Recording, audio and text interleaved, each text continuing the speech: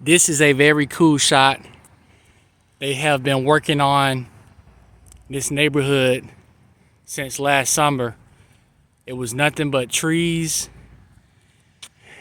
They cleared it all out. They're putting in a new neighborhood close by where I live. It's amazing because when we first moved to this side of Jacksonville, there were only a handful of subdivisions, and now the construction is crazy.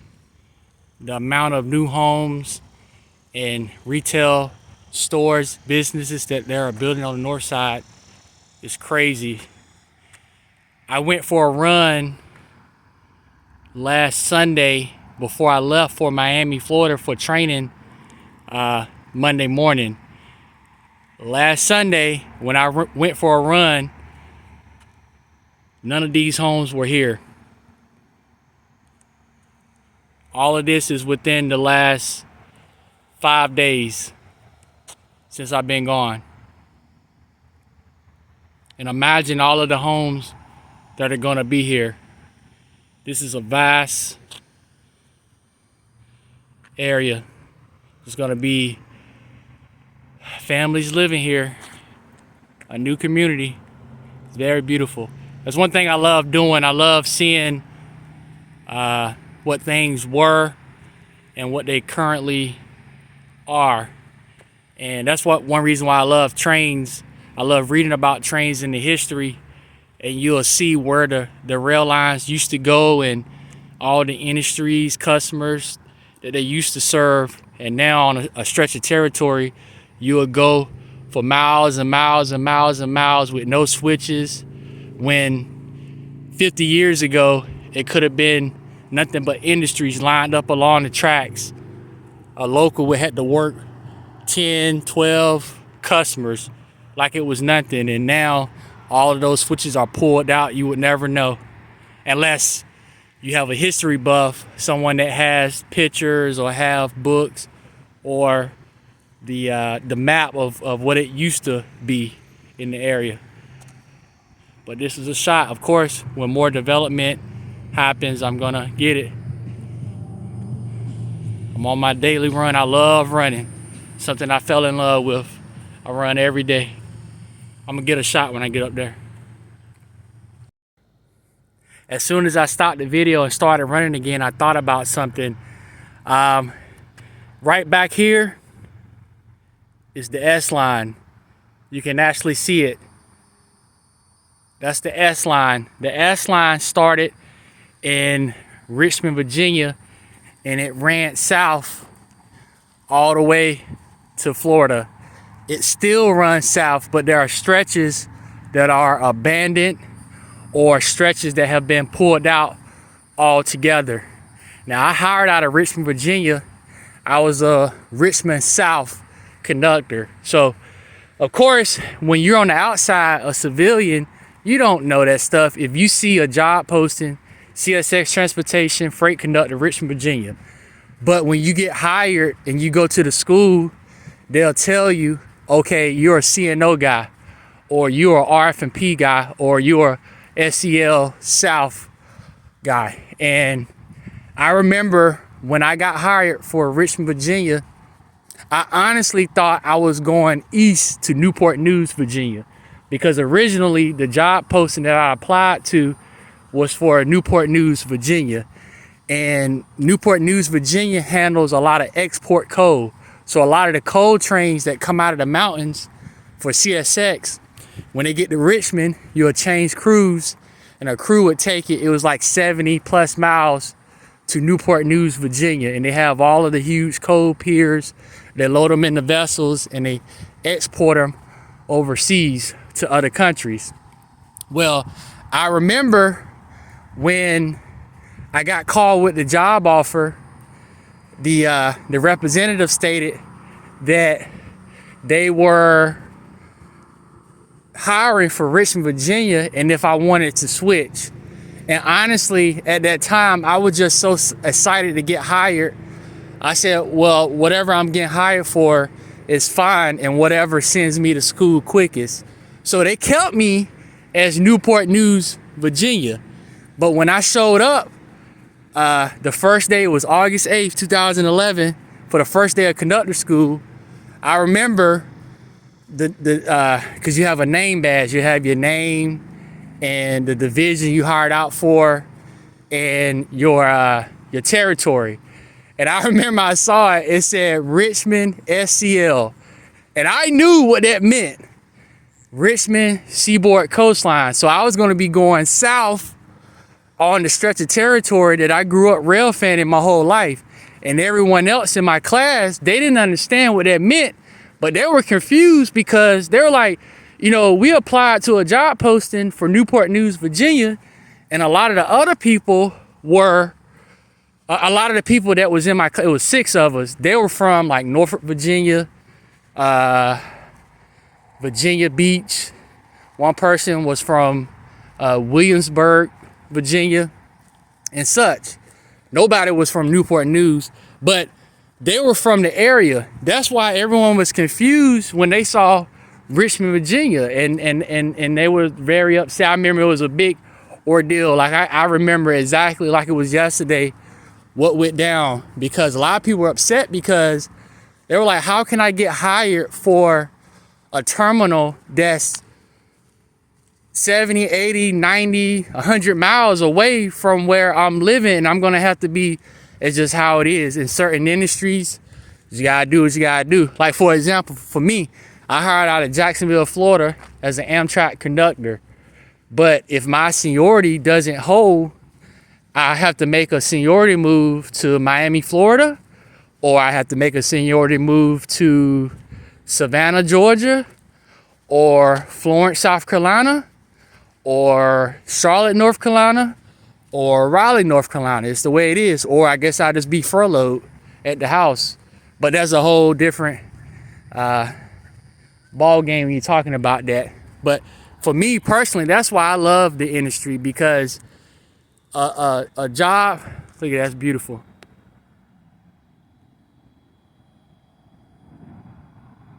A job where you have system-wide seniority, I can work anywhere in the United States as a conductor with Amtrak.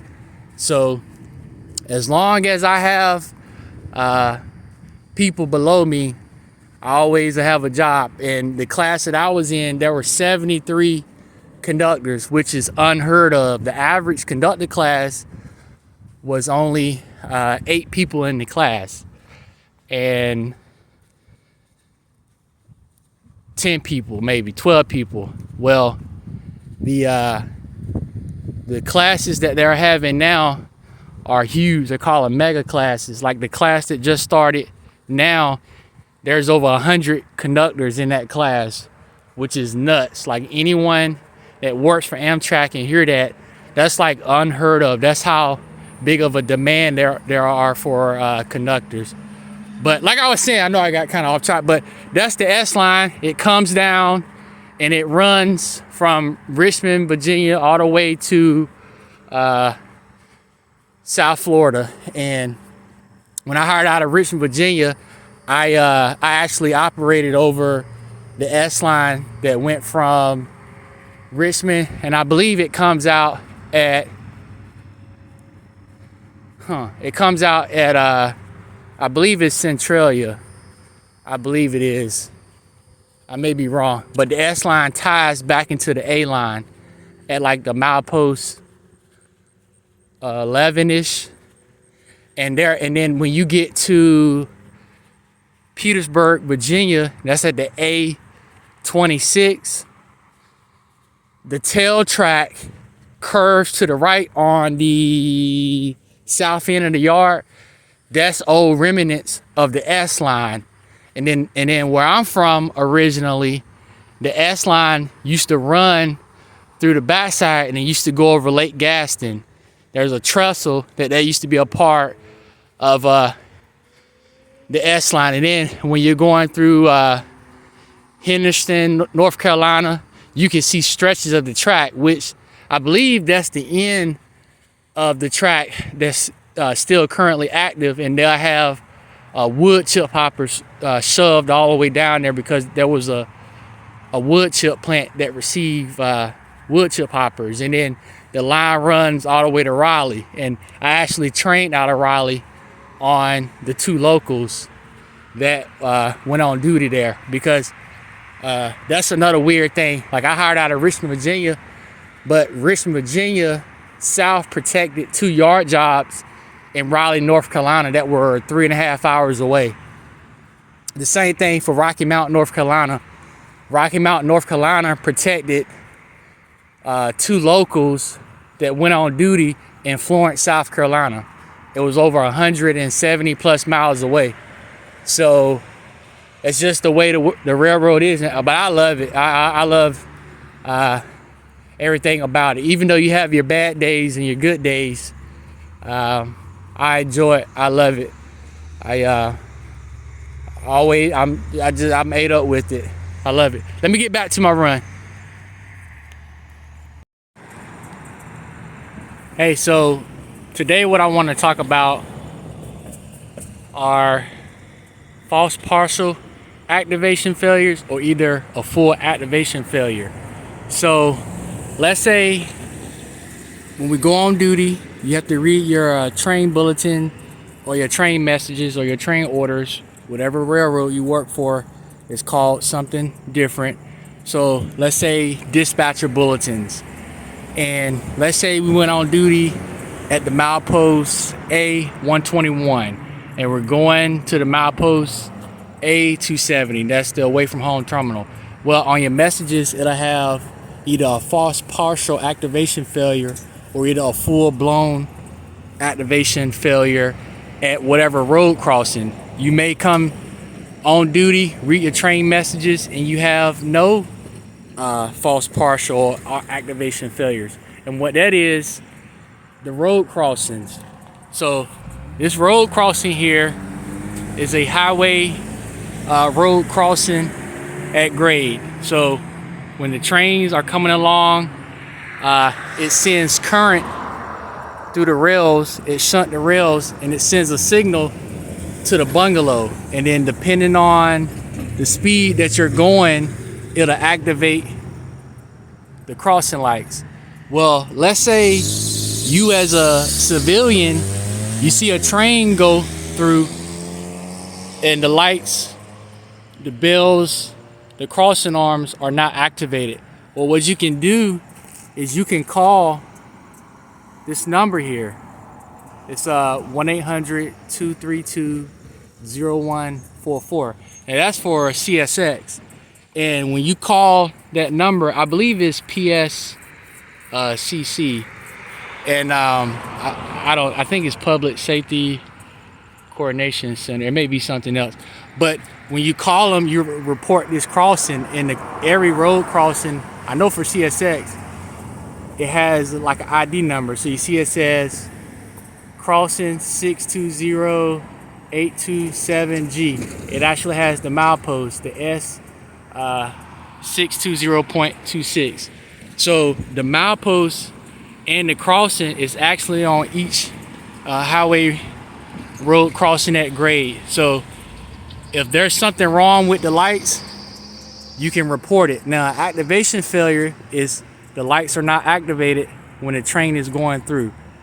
A false partial activation failure is one side of the arms are down, the other side is up, or either a trailer knocked down one of the crossing arms. So when the device is down, the arms is laying over to the side, or one of the bulbs is blown out. You as a civilian call it in and report it, because it's very serious business. That's how the public is warned to the train coming. So if I was on the train and let's say we had a activation failure, now every railroad is different. Every operating rules are different. So I know with CSX, I'm gonna give you an example. If it was an activation failure, so we're coming along on the train, we have to stop and flag this crossing. So the engineer will pull the train up, stop. Now this will be a question on the test.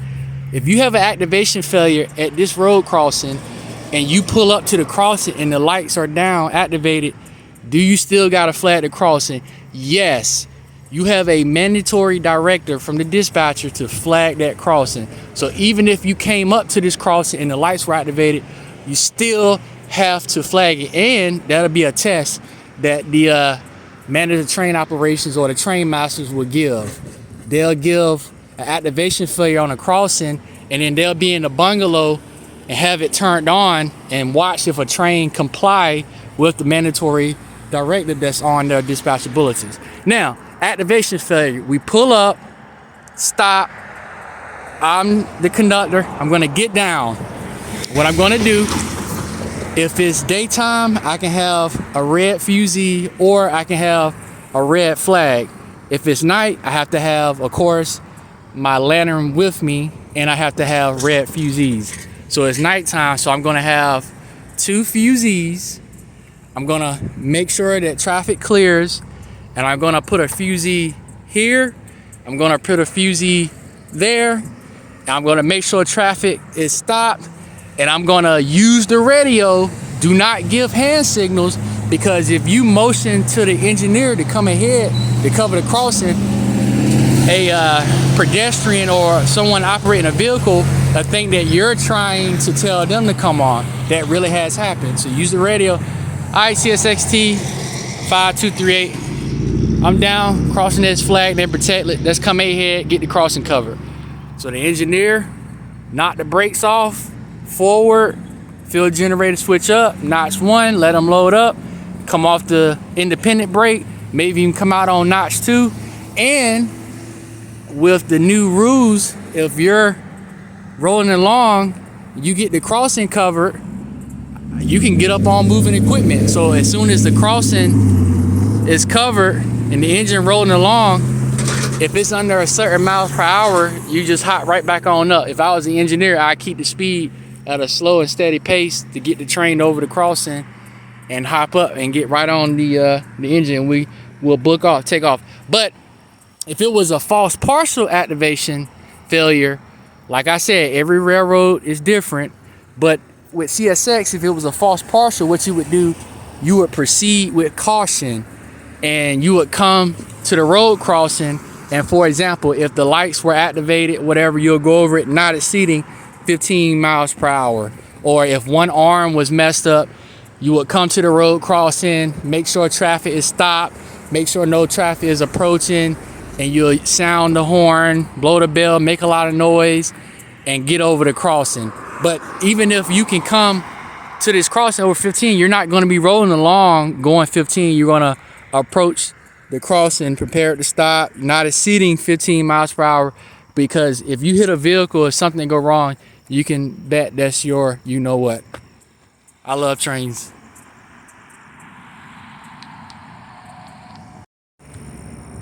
Hey, that's something I just noticed. That wasn't there before. They're always watching us.